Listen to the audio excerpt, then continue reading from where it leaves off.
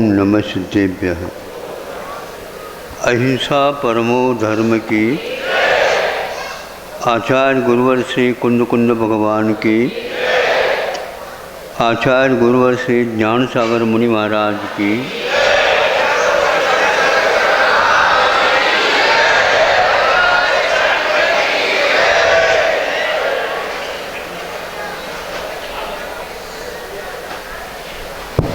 आप सबसे निवेदन, जो भी महानुभाव ये मोबाइल से फ्लैश चमकाकर फोटो ले रहे हैं अपने मोबाइल शीघ्रता से बंद कर दे। सभी महानुभाव करिए बंद। और बीच में प्रवचन के बीच में कोई महानुभाव फ्लैश चमकाकर फोटो नहीं लेंगे, आपसे निवेदन। आचार्य कुंद कुंद देव ने हम लोगों को समय सार में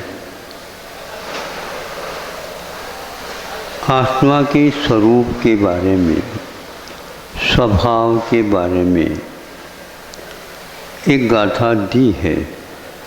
वैसे तो उनकी प्रत्येक गाथा आत्मा की गौरव गाथा गाता है, किंतु एक बहुत मौलिक उनका अर्थाव्यक्ति के साथ प्रकरण दिया है। अरस मरुव मगंधम अवत्तम चेदना गुणमसद्धम जान अलिंग गहनम जीव मनिदिठ संठानम। ये जीव का, कई लोग कह सकते हैं इसको लक्षण है, नहीं, उन्होंने इसको जीव का लक्षण न कह करे जीव का स्वभाव का है। ध्यान रहे, स्वभाव भी आत्मा का ही है और चेतनादि लक्षण भी आत्मा का है, किंतु स्वभाव इसलिए कहा चेतना की प्राप्ति नहीं की जाती, किंतु स्वभाव की प्राप्ति की जाती।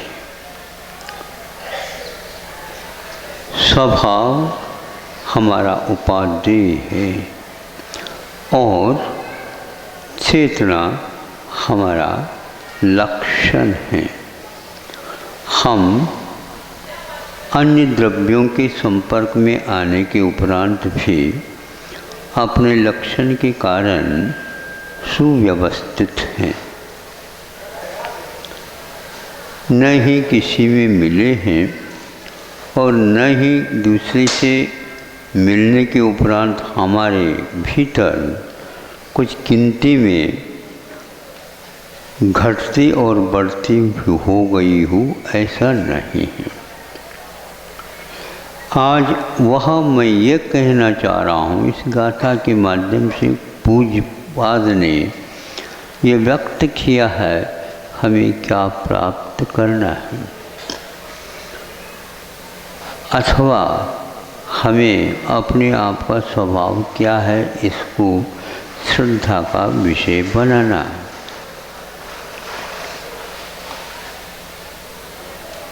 मैं ये नहीं हूँ, मैं ये नहीं हूँ, मैं ये नहीं हूँ, मैं ये नहीं हूँ, इस प्रकार नहीं हूँ, नहीं हूँ, नहीं हूँ, नहीं हूँ कई बार कहा। मैं क्या हूँ उसके लिए एक बार कहा। आपने सुना, मैं ये नहीं हूँ, ये नहीं हूँ, ये नहीं हूँ, ये नहीं हूँ, ये कई बार कहा। मैं रस नहीं हूँ, मैं गंध नहीं हूँ, और मैं गंध नहीं हूँ, मैं आकार प्रकार वाला नहीं हूँ। नहीं समझे, अनेक प्रकार के सारे सबके साथ ये मैं नहीं हूँ, ये मैं नहीं हूँ, ये मैं नहीं हूँ, ये मैं नहीं हूँ, संख्या बहुत हो गई। तो फिर हूँ क्या? चेतना,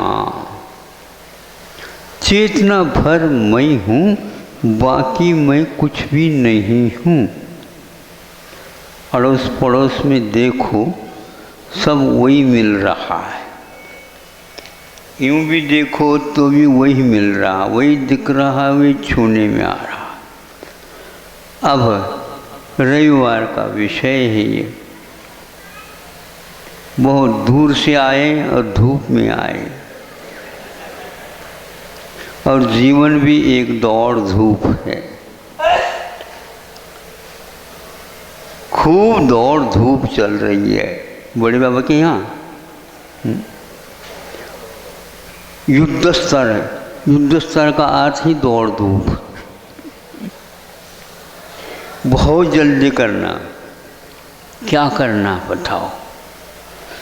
तो मैं रस नहीं हूँ, मैं गंध नहीं हूँ, मैं रूप नहीं हूँ, मैं शब्द नहीं हूँ, मैं आकार पेकार मेरा नहीं है, ये सब कुछ कहा।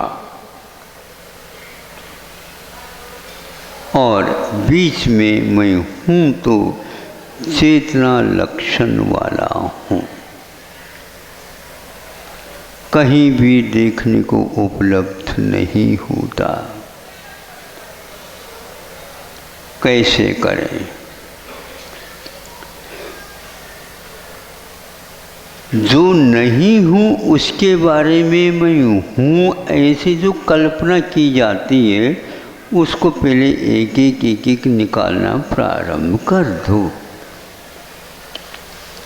आप अपना परिचय देते हो, आवश्यक होता है छटनी के लिए,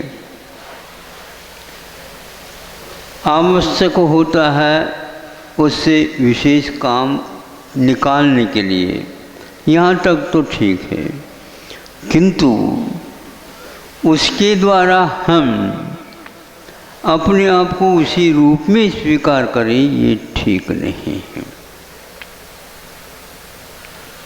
आत्मा के एक स्वभाव के बारे में उन्होंने ये भी कहा है कि वह ऊर्ध्वगमन स्वभाव वाला होता है। जो ऊर्ध्वगमन स्वभाव वाला होता है, जब उसके पास कोई भार होगा जिसको आप लोग जिसका आभार मानते हैं, नहीं समझे? आभार का अर्थ क्या होता? स्वागत, सम्मान। प्राय करके कोई अखबार अपने विषय दूसरे अखबार से ले लेता है, साभार साभार बोलते हैं। कुछ लोग दूसरे की कविताओं को भी ले करके साभार साभार बोलते हैं। तो भार और आभार ये दो शब्द हैं। तो आप लोगों ने आज तक भार का आभार तो माना है, लेकिन भार रहित तो है, जो ऊर्ध्वगमन स्वभाव वाला है, उसका आभार कम से कम आप माना करो, उसको सम्मान दिया करो, जो एक प्रकार से बहुत महत्वपूर्ण है।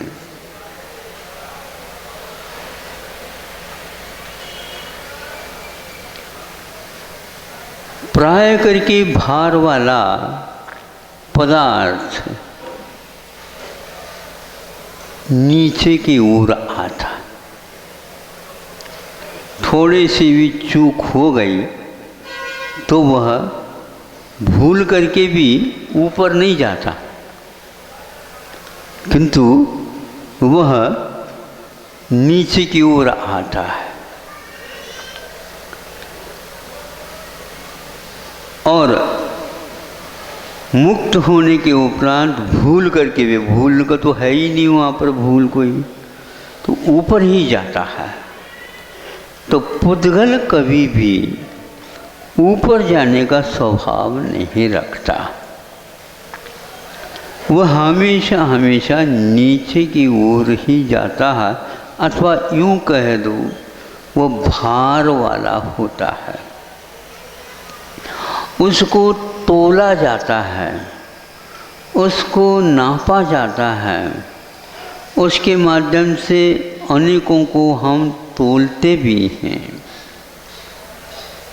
तो वह पुद्गल जो कि आत्मा से बिल्कुल पृथक स्वभाव वाला होता है।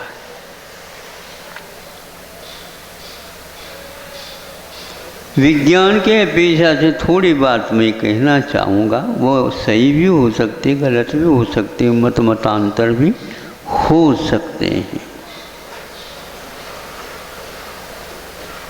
प्राय करके साइंस के छात्र इससे अवगत है कि गुरुत्वाकर्षण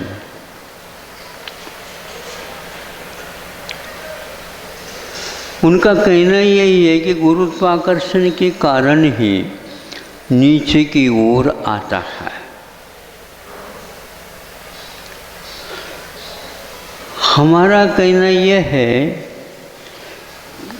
कि गुरुत्वाकर्षण के कारण पृथ्वी की ओर ही क्यों जाएं,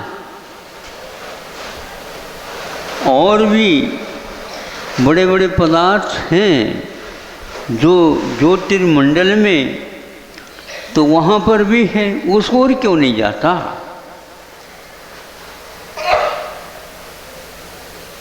तो उसमें उनका ये कहना है कि चूंकि पृथ्वी बहुत पास है इसलिए नहीं जाओ। देखो, पास है इसलिए नीचे की ओर जल्दी आ जाए, ऐसा कोई नियम नहीं बन सकता। किंतु यूं कहना चाहिए, भार वाला व्यक्ति नीचे की ओर जा सकता है, जाए नियम नहीं है। तो आप लोग पहले अपने आप को भार रहित हैं, विश्वास बना लो कि मैं भार रहित हूँ। दुनिया में ये भी कहा जाता कि भैया ये तो सारे के सारे भार वाले हो गए। भार वाले का मतलब दिक्कत पैदा करते। ये धरती के भूत, धरती के लिए भूमि भार भूता, नीतिकारों ने इनको ये कहा, क्योंकि ये सामने ज्ञानम, ये सामने गुणों, ये सामने धर्मों, ये सामने विद्या आदि आदि। जिनके पास विद्या नहीं, जिसके पास गुण नहीं, गुण का अर्थ अच्छाई पर, और जिसके पास विद्या भी नहीं, ज्ञान भी नहीं, धर्म भी नहीं, और भी जो अच्छी बातें हैं वो नहीं हैं, तो वे मनुष्य रूपेण मृगाश्चरन्ति भुविभार भूता इस प्रकार कहा है। वे धरती के लिए भारमय ये कहा है। इससे स्पष्ट होता है कि तुम तो भार वाले हो, तो इसका जब तक आप भार वाले रहेंगे तो दुनिया में आपको कोई भी स्वीकार नहीं करेगा। क्यों नहीं करेगा? इसलिए कि आत्मा का स्वभाव भारमय है ही नहीं।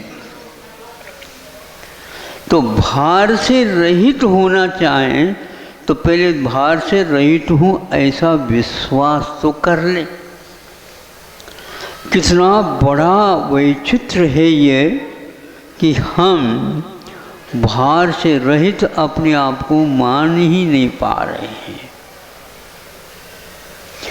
और पुद्गल में ही एक ऐसा ये गुण है, अथवा यूं कह दो पर्याय है, जो स्पर्श गुण के भेदों में 8 में से एक भार रूप पर्याय भी आती। भारी बोलते हैं ना इसी को, भारी भरकम, तो भारी कहा तो वह पुद्गल के कारण है। आत्मा को भी गिरना पड़ रहा है, आत्मा गिरती है, इस पुद्गल के वजह से गिरती है, नहीं है तो नहीं गिरती। एक स्थान पर उन्होंने ये भी कहा है, अर्क तूलवत, इतना अर्क तूल बोलते हैं, जो अकौवा का फूल होता है, बिना हवा का भी वो उड़ता रहता है, और वह हवा ज़्यादा हो जाए तो कहाँ पर चला जाता पता नहीं लगता, इतना हल्का रहता है। उसके पास सहस्रें बाल ऐसे रहते, सफ़ेद सफ़ेद सफ़ेद सफ़ेद बाल रहते हैं, और उसके बीचों बीच में केंद्र में एक काला सा धब्बा सा रहता है, और उसको दक्षिण में अज्जा अज्जा बोलते हैं, अज्जा। इसको बूढ़े कह दो, दद्दा दद्दा कह सकते हैं आप। वो दद्दा दद्दा के समान उड़ता रहता है, बिना हवा के भी वह चलता रहता है।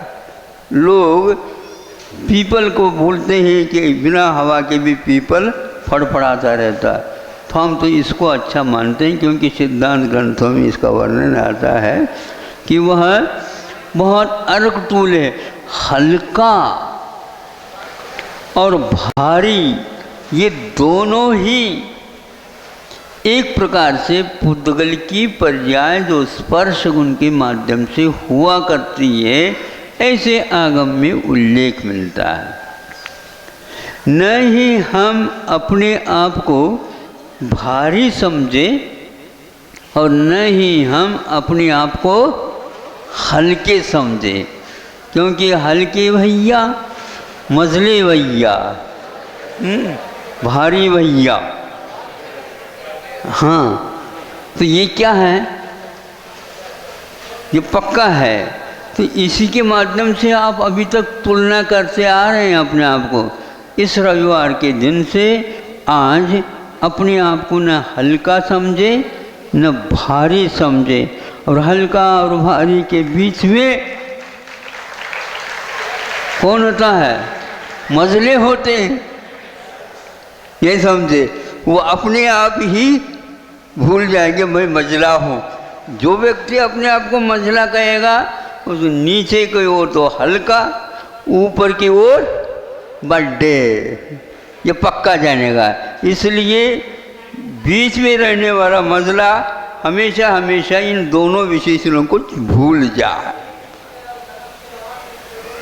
कहीं कहीं पर स्थान पर मजले भैया के माध्यम से दोनों को ठीक ठाक कर दिया जाता,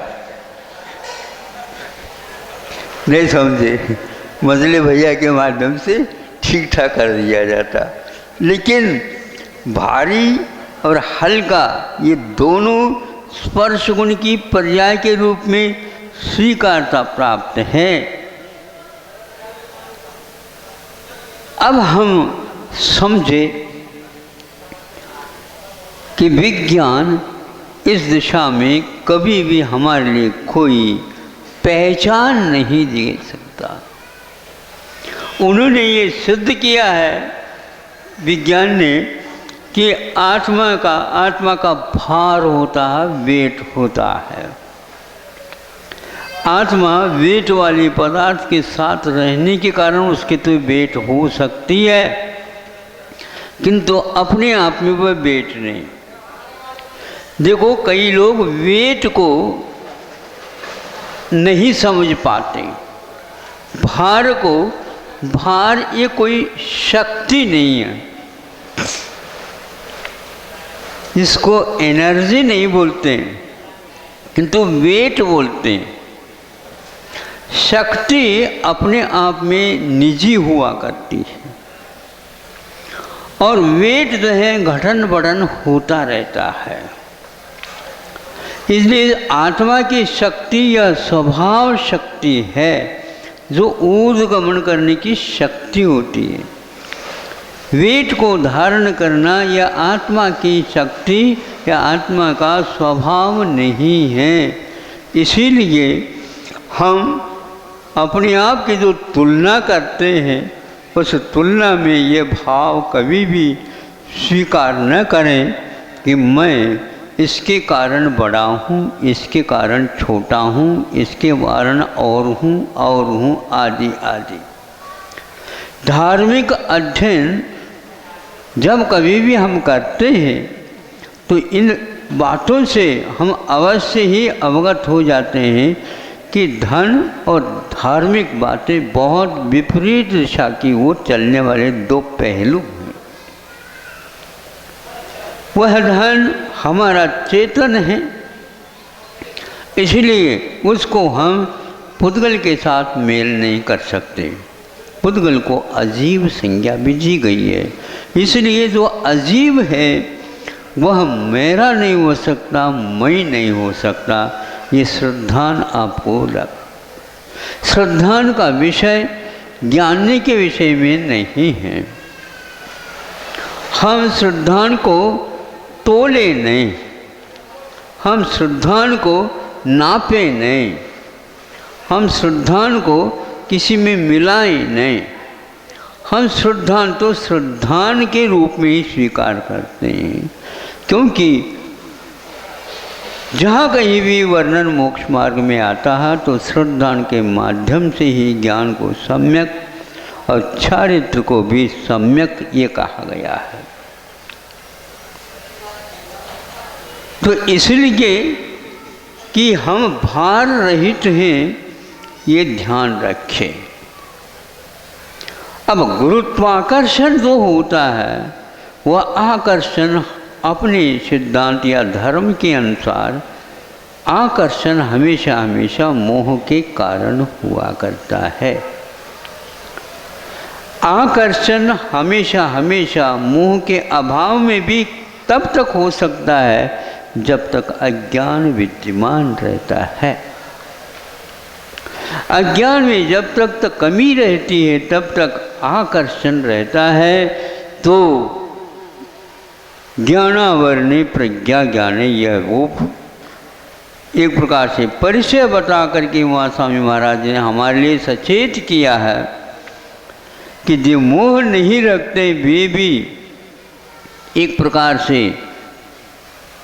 ज्ञान से अथवा अज्ञान से कुछ न कुछ किसी भी रूप में भीतर में आकर्षित विकर्षित होते रहते हैं।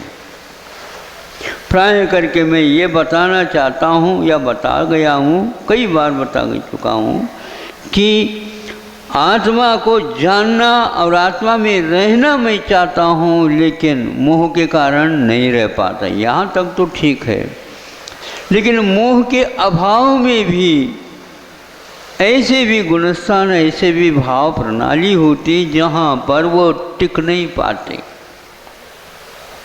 वहाँ पर आलम्बन लेना पड़ता है। जैसे 11वें आदि गुणस्थान में इससे स्पष्ट होता है कि मोह के साथ ही ऐसा नहीं विकर्षण और अपकर्षण, किंतु अज्ञान के साथ भी हुआ करता है। चूँकि उसके साथ वो मोह जुड़ा हुआ नहीं होते हुए भी उसके कारण जो कुछ भी चिपकन है उसके कारण भी हम टिक नहीं पाते। इसलिए भार को आप शक्ति के रूप में स्वीकार न करें। हमारे लिए वह सम्मान का पात्र वह है जो व्यक्ति इससे ऊपर उठने का प्रयास करता है। अब मैं ये कहना चाहता हूँ कि जब भार की ओर देखते हैं तो गिरने की भी भीति होती है। भार की ओर देखते हैं तो दायित्व का भार यदि बढ़ जाता है तो भूख भी कम हो जाती है। किसी किसी की बढ़ भी जाती है, बढ़ भी जाती होगी। हमें इतना बड़ा दायित्व मिला है तो उसके कारण भी हो सकता है, किंतु यह अवश्य है कि भार के कारण भीति भी आते हैं। और जो भार रहित होता है वह निशंक हो करके अपने आत्मा में विहार करने लग जाता है। आप लोग देखेंगे एक पैर रखते हैं सीढ़ियों के ऊपर, भैया सीढ़ी के ऊपर नीचे उतर रहे हो, ध्यान रखना। किंतु जो व्यक्ति को, जिसको गिरना ही नहीं है, गिरने का कोई सवाल ही नहीं उठता, उसकी ओर थोड़ा सा देखा करो। किसकी ओर देखा करो? कि बहुत छोटा सा बंदरिया का बच्चा बहुत छोटा रहता है, लेकिन वो वंश के अनुसार निर्भीक रहता है। आप नहीं रह पाओगे, नहीं समझे? आप नहीं रह पाओगे, वो तो रह जाता है। तो वह छलांग लगाना तो उसको जन्मसिद्ध अधिकार। डाल की छोर तक पहुंचना उसकी माँ अथवा उसके पिता, उसके बड़े भाई आदि नहीं जा पाते छोर तक, लेकिन वह छोर तक भी पहुंच जाता है और यह कह देता भैया मैं गिरने को हूँ, गिरने को हूँ। तो सब लोग आ जाते हैं, तो उनके पास नहीं जा पाते, उस बच्चे के पास। क्यों? वहाँ पर जल जाए तो टूट जाएगी। और उसी बीच में वह ऊपर आ जाता अपने आप ही, तो मनोरंजन करता है।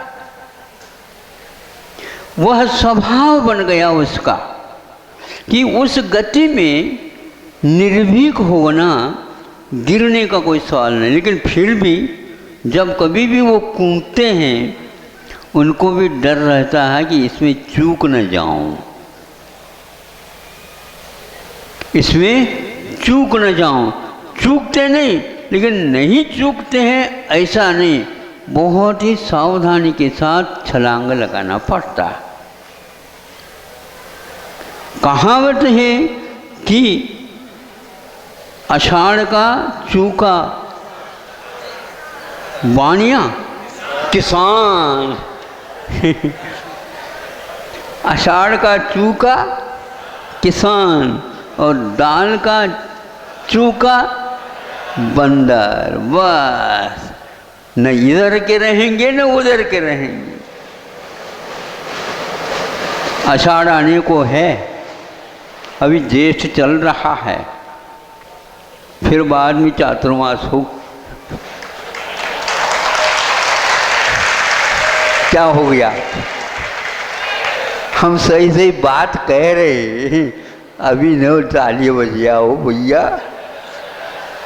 अभी तो एक प्रकार से लगभग 2 महीने हैं,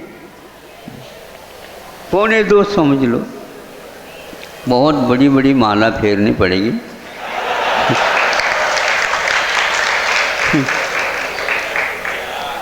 अब वह गिरता है, लेकिन गिर नहीं सकता, क्योंकि सावधानी है।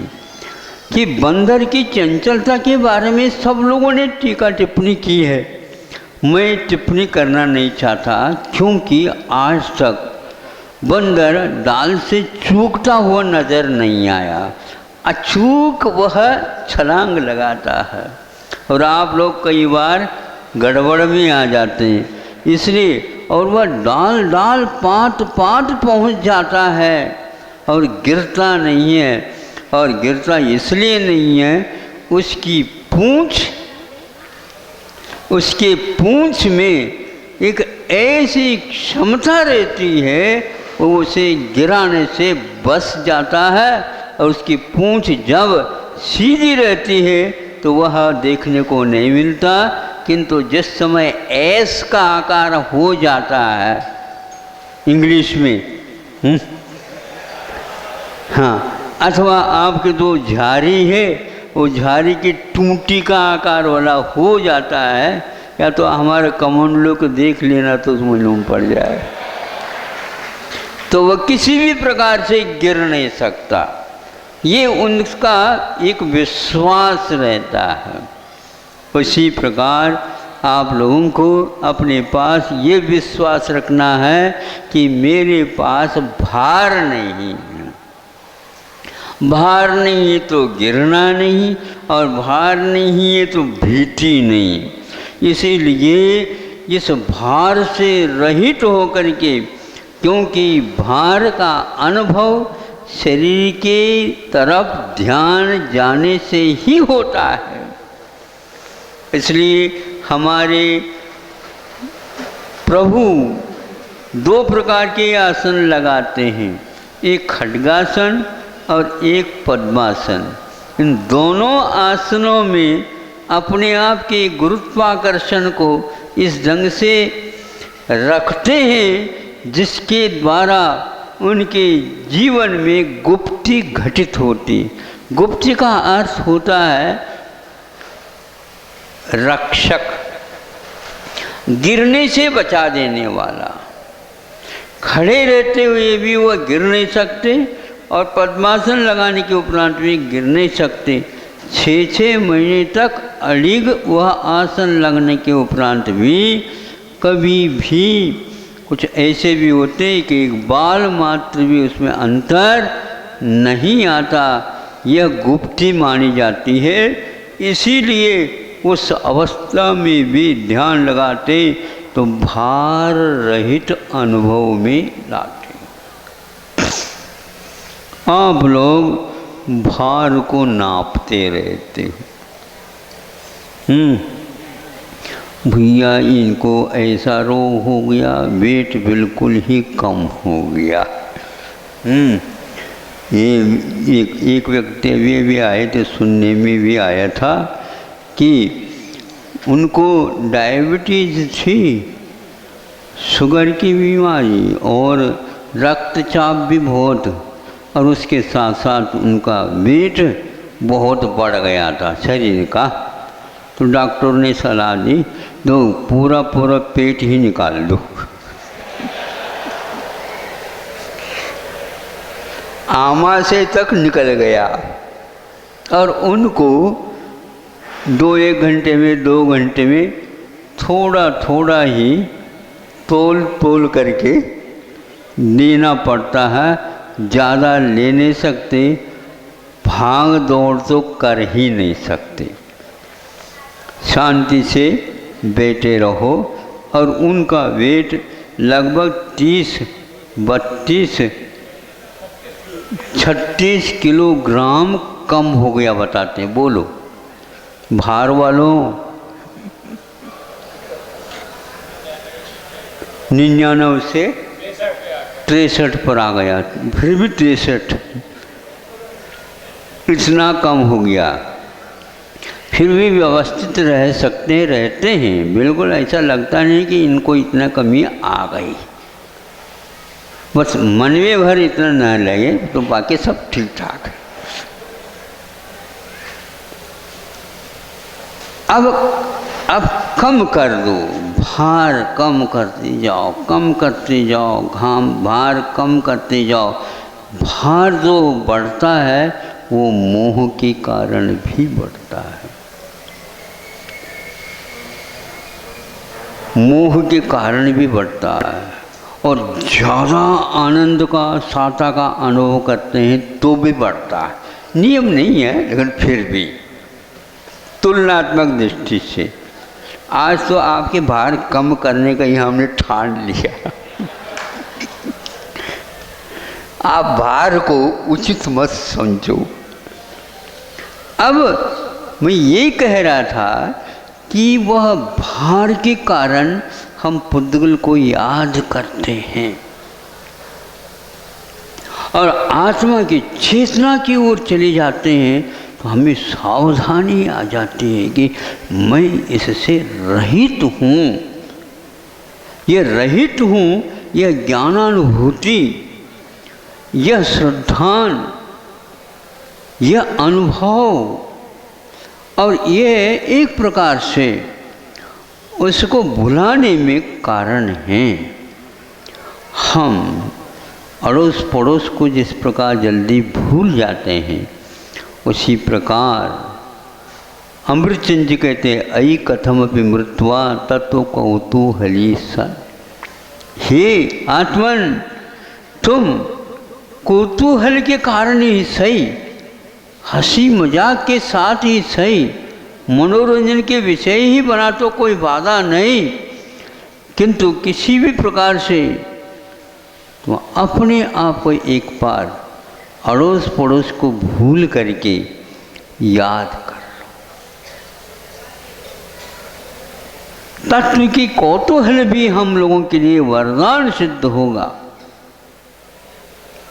कौतूहल भी, यद्यपि कौतूहल बच्चों जैसे मजाक की जैसे बात होते नहीं, तत्व के क्षेत्र, तत्व ज्ञान के क्षेत्र में कुतूहल से भी आप आ जाओ तो भी नहीं और है दो के माध्यम से अपने आप सामने आ जाएगा, विषय आ जाएगा। अब आप अपनी पहचान किसी को देख करके नहीं करो, किंतु इसके अभाव में मैं हूँ ऐसा समझ करके करेंगे तो वह रात में भी आपके पास पहचान रह सकती है। और यदि उसको भूल जाओगे दिन दहाड़े भी आप कभी अपने आप की पहचान नहीं कर पाओगे, भूल जाओगे। दिन में भी, सूर्य के प्रकाश में भी आप पर की सहायता से यदि चलते हैं, पक्की बात है अपने आप को भूलना पड़ता है। अपने आप को याद करने के लिए आपको इसको भूलना आवश्यक। कथमपि मृत्वा कहते हो, किसी में मर भी जाओ कोई बाधा नहीं, अनंत बार मरण हो चुका, लेकिन अपने आत्म तत्व के बारे में एक बार तो बिल्कुल निकट आ जाओ, बिल्कुल निकट आ जाओ। भार, आत्मा के पास किसी प्रकार का भार नहीं है। आत्मा का उद्धार इसी में है कि वह भार से रहित हो। भार से रहित होता है तो निश्चित है कि हल्का हो जाता है। अन्यथा न ले तो हम उदाहरण दे दे छोटा सा, हैं दे दे, अन्यथा नहीं लेना, हम पहले से कह रहे। अब ले भी दे तो रविवार की बात है, क्या बात हो गई, ले दो।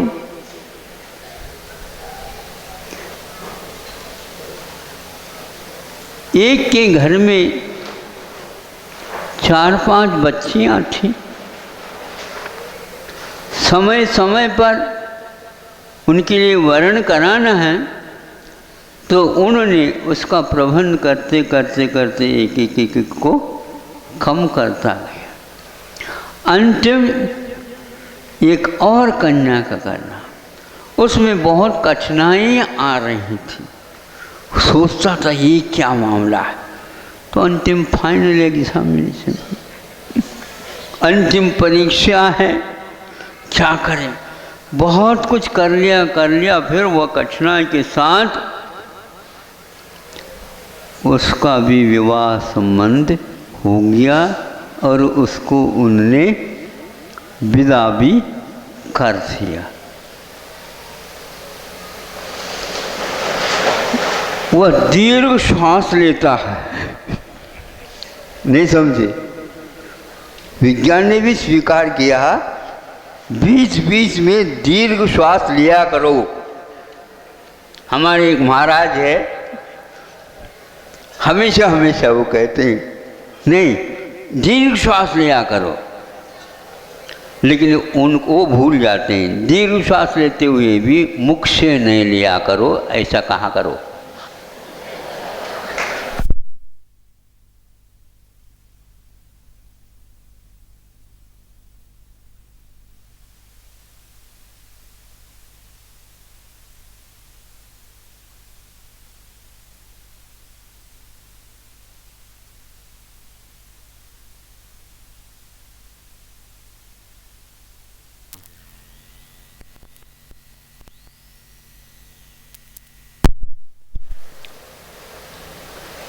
आपने अपने जीवन में खुशी आनंद का अनुभव कब किया हुआ था?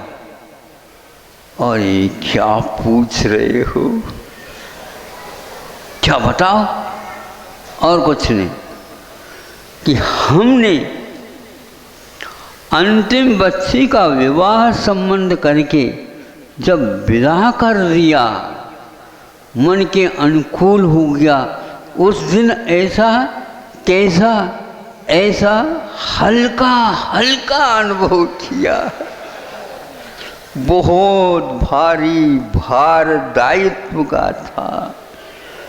क्या कर सकता, क्योंकि उसी के ऊपर उस दामाद का जीवन और भविष्य है।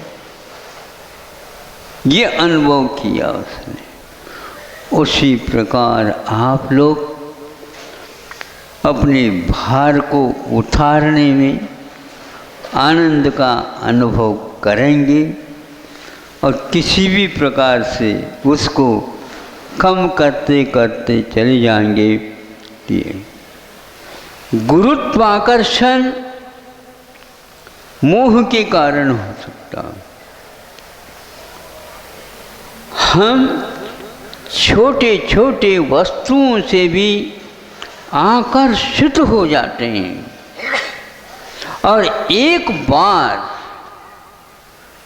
गुरुओं से आकर्षित हो जाएं तो फिर दोबारा संसार से आकर्षित होने की कोई आवश्यकता नहीं पड़ेगी।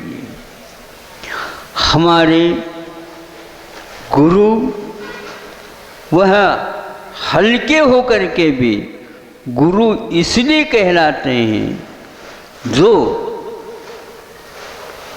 नीचे गिरने को है और अनियंत्रित हैं, संभल नहीं पा रहे हैं, उनको भी वे संभाल लेते हैं।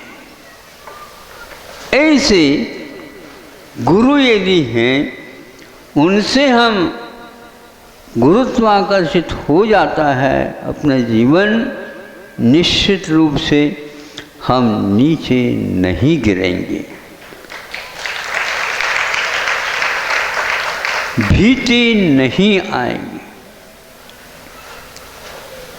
और श्रद्धान बलवान होता जाएगा। आस्था बहुत ही बलवती होगी, निष्ठा बढ़ती जाएगी।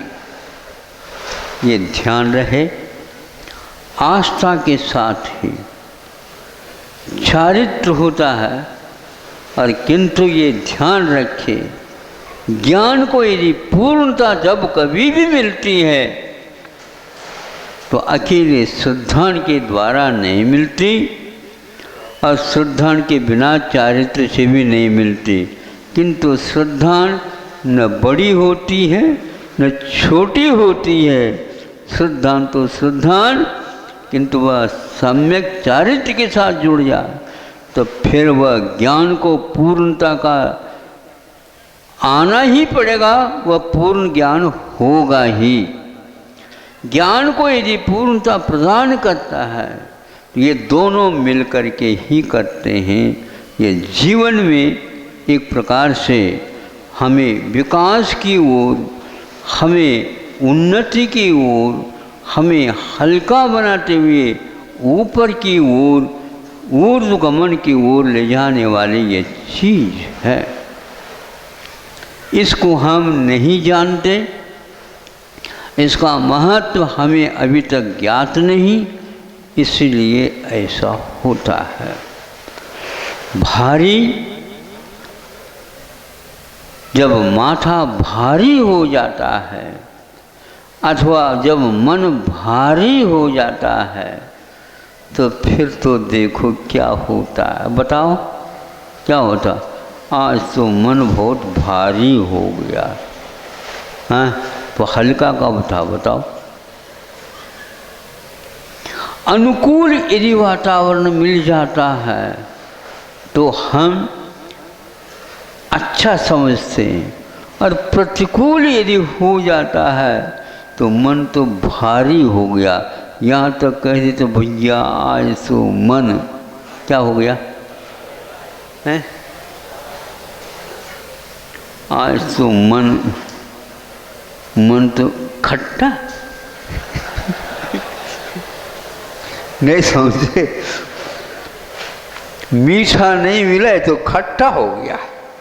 तो वह उस सियार की भांति है वो, जिसको अंगूर बहुत मीठे थे वर्णन कर रहा था, ऊपर बंदर या कौवा के माध्यम से वो कह रहा था, ये कह रहा था, ये कह रहा था, लेकिन ऊपर वाला एक अंगूर भी जब तोड़ करके नीचे नहीं फेंक देता तो वो कहते हैं भैया ये अंगूर तो खट्टे हैं।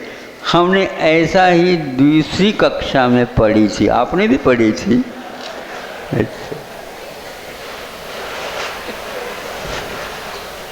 तो हमारा मन 1 मिनट में खट्टा और 1 मिनट में मीठा, तो खट्टा मीठा दोनों मिल जाए तो तीसरा गुणस्थान भी हो जाता है। दादी गुड़ बात। हमारा जीवन सुंदर बने, शांत बने, अपने आप में, अपने आप के तट तीर में, परिधि में रहे, उसके लिए हमें गुरुओं के दिए हुए वचन याद रखना है। और याद इसलिए रखना है दुनिया की बातें याद ना हों। कुंद कुंद भगवान ने इसके लिए बहुत ही नियम के साथ कहा है कि ये हमेशा हमेशा आपके जीवन काल में बने रहेंगे, तुम्हारा जीवन सुरक्षित रहेगा। तुम्हारा जीवन की आरक्षण करने की कोई आवश्यकता नहीं। आज आरक्षण का भूत आ गया है, नहीं समझे? संरक्षण किसी का नहीं है, नेताओं का भी संरक्षण नहीं है, लेकिन आरक्षण सबका है।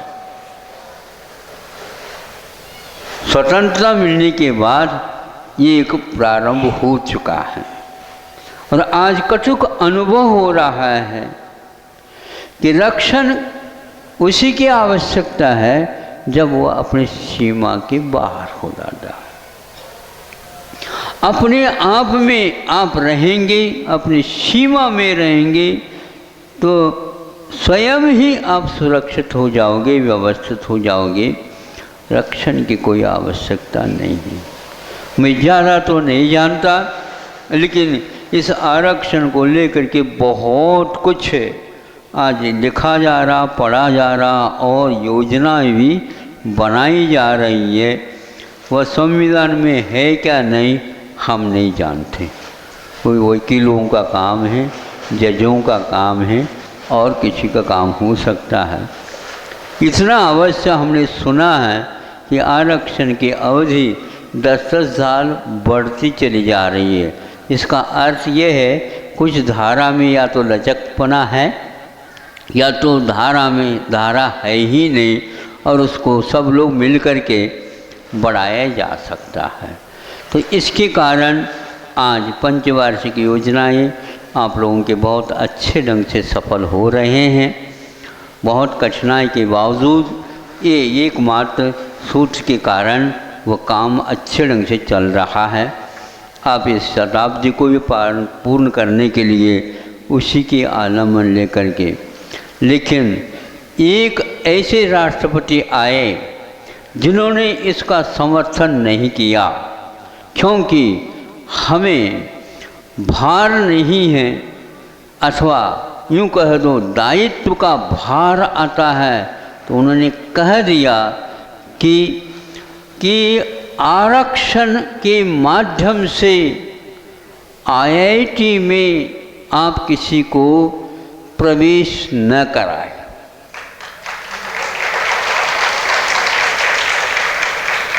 क्योंकि उस पाठ्यक्रम का महत्व समाप्त हो जाएगा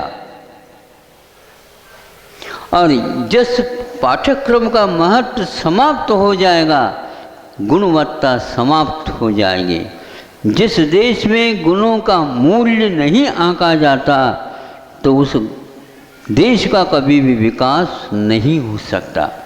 किंतु उनके लिए कोई मान्यता नहीं मिल पाई, फिर भी वह आरक्षण उसमें भी घुस गया। ऐसा सुनते हैं, हमें मालूम नहीं, घुस गया तो ज़्यादा दिन भी नहीं हो गए, हम अखबारों में पढ़ रहे हैं। अच्छे अच्छे बीटेक एमटेक आदि करने वाले इंजीनियर लाखों के तादाद में केवल चपरासी के लिए पद प्राप्त करने के लिए आवेदन दे रहे हैं। ये आप ही लोगों के बच्चों का काम है। गुणवत्ता के अभाव में आज ये वो मांग रहे हैं, श्रम से रहित होने से, वंचित रहने से यह बात आज आ गई सामने। इसलिए आरक्षण की अपेक्षा से आप लोग अवश्य सोचेंगे। राष्ट्रपति के वचन को भी आप यदि नहीं सुनना चाहते हैं तो आप किसके वचन सुनना चाहते हैं बताओ? सोचो, विचार करो, क्योंकि वो विज्ञान के क्षेत्र में ही अपने जीवन को खपाया था और उसी माध्यम से विज्ञान के क्षेत्र में अद्भुत अद्भुत प्रयोग करने वाले वे थे। किंतु इस प्रकार आप गुणों के मूल्यांकन के अभाव में, योग्यता नहीं है फिर भी एक का उद्धार करने के आपके जो यह भावना अच्छी है, लेकिन इस भावना के पीछे विवेक नहीं हो तो वह अंधी मानी जाएगी। आपने उनकी बात नहीं सुनी, इसीलिए योग्यता का ह्रास होने से आज शिक्षा के मूल्य बिल्कुल नीचे की ओर आ गए हैं और बच्चा वह थोड़े में ही बुखार ग्रसित हो जाता है, थोड़े में ही अनेक प्रकार के अनहोनी बातें उसके जीवन में घटित हो जाती है और वह सभी दृष्टि से अपने आप को वह संपन्न नहीं मान पा रहे हैं, सक्षम नहीं मान पा रहे हैं। वे दूसरे को क्या संभालेंगे, अपने आप को भी संभाल नहीं पाएंगे, परिवार को खड़ा करने में सक्षम अपने आप को नहीं मान रहे। एक आध लड़का होता तो बात अलग है, लेकिन लाखों करोड़ों की बात। अभी एक बात सुनी, समय आपका हो रहा है, फिर भी मैं कहना चाहता हूँ समय की बात आपके रविवार के दिन आ जाए आपके कानों तक, ताकि आप समझ सकें कि सुनते हैं हम आदर्श शिक्षकों का निर्यात करें। अरे हो तो निर्यात करो। हाँ, आदर्श शिक्षकों का आप निर्यात करने जा रहे हो, एमटेक करिए हुए 4-5 हज़ार के लिए मुहताज हो रहे हैं, जहाँ लाखों रुपए खर्च किया गया है और जिनके पीछे लाखों रुपए खर्च हुए हैं और 4-5 हज़ार के लिए वो आवेदन पत्र भर रहे हैं और लाखों की गए। तो जापान ने मांग की, बताते हैं भारत से हमारे लिए 50 लाख इंजीनियरों की आवश्यकता है। तोल लो, भर लो, पालडी में भर करके तोल करके भेज दो। 50 लाख ले जाना चाहे तो क्या करेगा? ध्यान रखो, वो बहुत होशियार होते हैं, वो श्रम कराएंगे। श्रम का अर्थ क्या होता है? मेहनत। मेहनत क्या होता है? पहलवान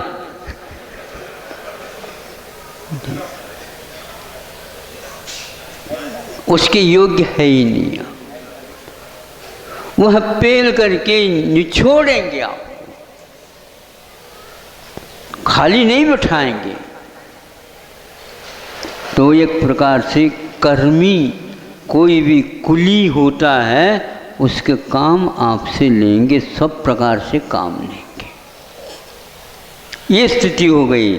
इसलिए श्रम पहले से ही शिक्षा के क्षेत्र में जब आता है उसी समय सिखाना प्रारंभ कर देना चाहिए, ताकि स्वस्थ होगा, स्वाश्रित होगा और दूसरे को भी वह संभालने की क्षमता रखेगा।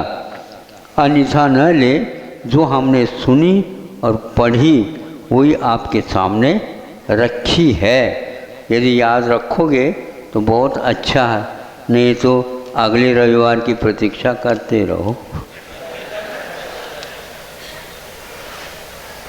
अब तो पक्का हो गया है, बहुत जल्दी दिन अब बहुत जल्दी निकल रहे हैं, क्योंकि गर्मी के दिनों में भी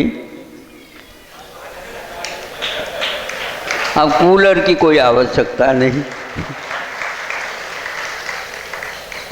प्रतिदिन यह परिवर्तन चल रहा है, क्योंकि आप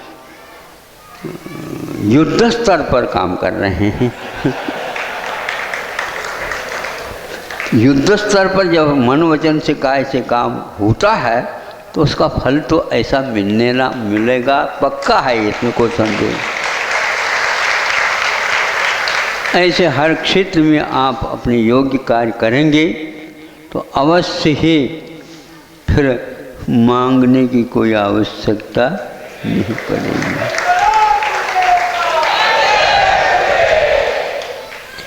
अब देखो, ध्यान रखो, मांग करके खाने से, बना करके खाने से बहुत अंतर होता है, बहुत अंतर होता है। हाँ, हमारा काम अलग है, हम मांगते नहीं। हाँ, ये आनंद तो उससे भी अलग क्वालिटी का है। हाँ, लेकिन है ऐसा ही, इसको कभी भी भूलना नहीं चाहिए। भारत भूल करके अन्यत्र थोड़ा सा चला गया है। प्रभु को याद कर लेगा तो अपने आप आ जाएगा ठिकाने पर, समय पर आ जाए। इन्हीं भावनाओं के साथ आज का यह छोटा सा वक्तव्य, जो कि आप लोग भार से रहित हैं और आकर्षण से रहित हैं, मोह से रहित हैं, अज्ञान से रहित हैं, सबसे रहित हैं, केवल आप चेतना से सहित हैं। वही आत्मा का स्वभाव है। अहिंसा परमो।